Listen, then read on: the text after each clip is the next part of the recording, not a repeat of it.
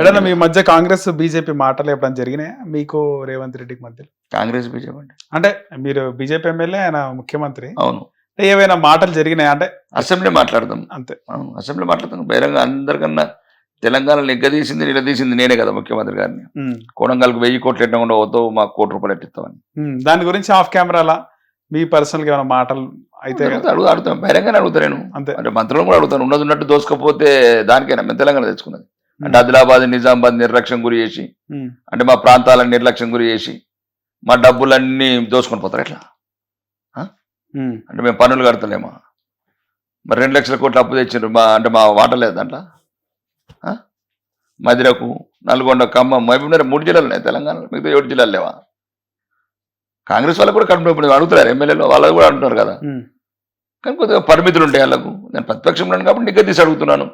ఒక బీజేపీ ఎమ్మెల్యేగా రాష్ట్రంలో కాంగ్రెస్ ప్రభుత్వ పాలన, ముఖ్యమంత్రి గారు రేవంత్ రెడ్డి పాలన ఏ విధంగా ఉందంటే ఏం చెప్తారు సార్? చూస్తే ఈరోజు ప్రజలు ఫస్ట్ టైం భారతదేశంలో ఇంత తొందరగా విరక్తి చెందిన పార్టీ, విరక్తి చెందిన ప్రభుత్వము, ఈ 2 ప్రభుత్వం ఉన్నదంటే ఇప్పుడున్న తెలంగాణ రాష్ట్ర ప్రభుత్వం. అంతే. అంటే ప్రజలు అంటే ఏ కొంది 1-2 తాయిలాలు పెట్టినంత మాత్రాన 6 గ్యారంటీలు అని చెప్పి మోసం చేసిన పార్టీ. ఇంతవరకు పెన్షన్లు ఇవ్వలేదు. 2-3 గ్యారంటీలు అమలు అవుతున్నట్టే కదా. ఏ గ్యారంటీ అంటే గ్యారంటీ, మోసపూరిత గ్యారంటీలు. ఇప్పుడు ఉదాహరణకు 1-2 గ్యారంటీలు 2 లక్షల కోట్లు అప్పు తెచ్చి 20,000 మంచి అయిపోయింది, 1,80,000 కోట్లు తినేస్తుంది. 20 కోట్లు మంచి, దీనికి ఒక 7,000 కోట్లు, దానికి 15,000 కోట్లు మంచి మొత్తం తినరా ఇట్లా? అడుగడుగున అవినీతి, ఏ ప్రాజెక్టుల మీద ఎంక్వైరీ లేదు. ఏమంటే ఇంతకుముందు రెచ్చగొట్టి తెలంగాణ ప్రజల్ని కాళేశ్వరం ప్రాజెక్టు, నయం డైరీలు ఎటువైనాయి, నయం డైరీ ఎటువైంది, కాళేశ్వరం ప్రాజెక్టు ఎటువైంది, ఇంటర్ పిల్లలు పాపం ముక్కు పచ్చదాని పిల్లలు చనిపోయినారు అప్పుడు.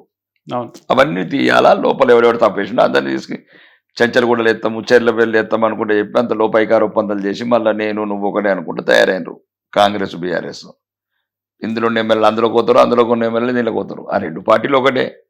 కాబట్టి ఒక మోసపూరిత చర్యల ద్వారా, ప్రజాకర్షక మాటల ద్వారా, అంటే జస్ట్ పిసి సర్కార్ అని ఒకప్పుడు ఉంటే మేము చిన్నగా ఉన్నప్పుడు ఇంద్రజాలికుడు, ఇంద్రజాలికులాగా మాటలు ముఖ్యమంత్రి. ఇక మంత్రులు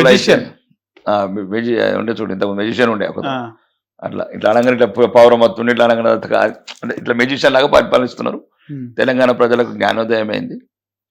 ఏదో అప్పుడున్న ఆ రాజ కుటుంబము, ప్రజాస్వామ్య విద్రోహ కుటుంబాన్ని దించే టైంలో మేము కొద్దిగా తొందరపడి నిర్ణయం తీసుకున్నాం. కానీ రానున్న రోజుల్లో సరైన పార్టీ దేశాన్ని ఎట్లయితే అభివృద్ధి తీసుకెళ్తున్నదో భారతీయ జనతా పార్టీ అయితేనే కరెక్ట్ అని ప్రజలు అనుకుంటున్నారు. రైట్. రీసెంట్ గా మహాన్యూస్ ఆఫీస్ పైన దాడి జరిగింది కదా సార్, దాడిపైన మీ అభిప్రాయం ఏంటి సార్? నేను అదే చెప్పాను కదా, ఆ రాజ కుటుంబానికి రాజ్యాంగంలో నుంచి వాళ్ళకి ఎటువంటి అప్లికేబుల్ అని చేయాలి. అది ఆ కుటుంబం మీద ఏదో ఉన్న ఒక కిరాయి గుండలు, కిరాయి రౌడీలు దాడి తప్ప అదే దాడి కాదు. దానికి తెలంగాణ దానికి సంబంధం లేదు, లేదంటారు. 1% కూడా లేదు. టెలిఫోన్ ట్యాపింగ్ అనేది డిబేట్ పెట్టారు, 100 ఛానళ్ళు 100 రకాలుగా పెడుతున్నాయి. అంటే ఆ ఛానల్ ఎందుకు టార్గెట్ చేసినారు తెలంగాణలో? అలా కావాల్సింది అదే కదా. అప్పుడు నేను ఇప్పుడు చెప్తే కదా, ఇప్పుడు నా కేసీఆర్ సార్ ఏం చెప్పిండే, బిర్యానీ పెండ్ అని లేదా, మరి పెండ్ ఎట్లా తిన్నాడు నగరికి పోయి? రాగేటోళ్ళు లేడు విలేకరి. ఇప్పుడు కవిత గారు అట్లా అన్నప్పుడు ఆ విలేకరి అంటే మీరు తిన్నది పెండనా బిర్యానీ అడగాల కదా. నగరికి పోయి తిన్నారు కదా, మీ కుటుంబం అదే తిన్నారా అని అడగాల.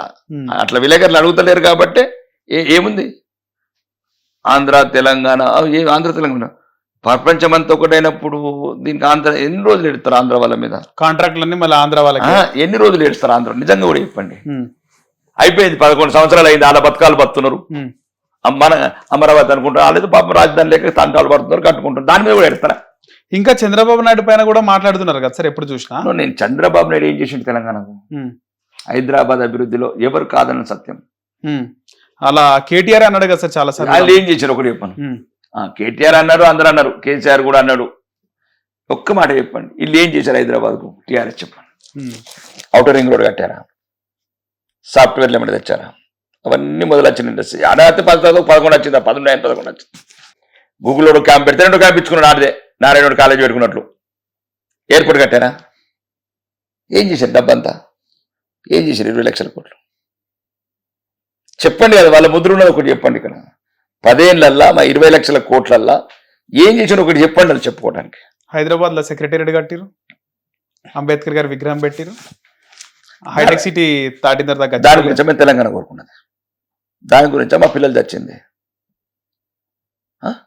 దాని గురించా 1200 మంది పిల్లలు ఆత్మహత్య చేసుకుని దాని గురించి. చాలా వరకు హైదరాబాద్ పరిసర ప్రాంతాలు అంటే హైటెక్ సిటీ దాటిన తర్వాత గచ్చిబౌలి, మైండ్ స్పేస్ అవన్నీ కూడా, తర్వాత అక్కడ ఫ్లైఓవర్లు అన్ని కూడా గచ్చిబౌలి నుంచి అవి ఏంటండి మీరు ఏం మాట్లాడుతున్నారు? అంటే అంటే ఒక పెద్ద ప్రజలు ఆలోచిస్తుంది సార్. ఇప్పుడు ఔటర్ రింగ్ రోడ్ వల్ల ఒక ముఖ చిత్రం మారింది హైదరాబాద్ అభివృద్ధిలో. అంటే ప్రజల్లో ఉన్న ఆలోచన సార్ ఇది. ప్రజల ఆలోచన ఏం లేదు, ప్రజల ఆలోచన ఉండే ఓడగొట్టినాలని. అంటే జిహెచ్ఎంసీ ప్రజలందరూ కూడా ఓటు వేయడం జరిగింది. జిహెచ్ఎంసీ అనేది నేను ఏమంటున్నా, అభివృద్ధి ఇప్పుడు ప్రజలు అప్పటిప్పుడు ఆకర్షించారు. దళితుని ముఖ్యమంత్రి చేసిండా, 3 ఎకరాల భూమి ఇచ్చిండా, KG to PG విద్య ఇచ్చిండా, నిరుద్యోగ వృత్తి ఇచ్చిండా, చెప్పండి కదా. నేను వస్తాను ఎక్కడికంటే అక్కడికి వస్తాను, ఎక్కడ పెడతారో ప్రపంచంలో ఏ మూల పెడతారో పెట్టండి. దళితుని ముఖ్యమంత్రి చేసిండా, 3 ఎకరాల భూమి ఇచ్చిండా, KG to PG ఉచిత విద్య ఇచ్చిండా, నిరుద్యోగ వృత్తి ఇచ్చిండా, ఇంటికి ఉద్యోగం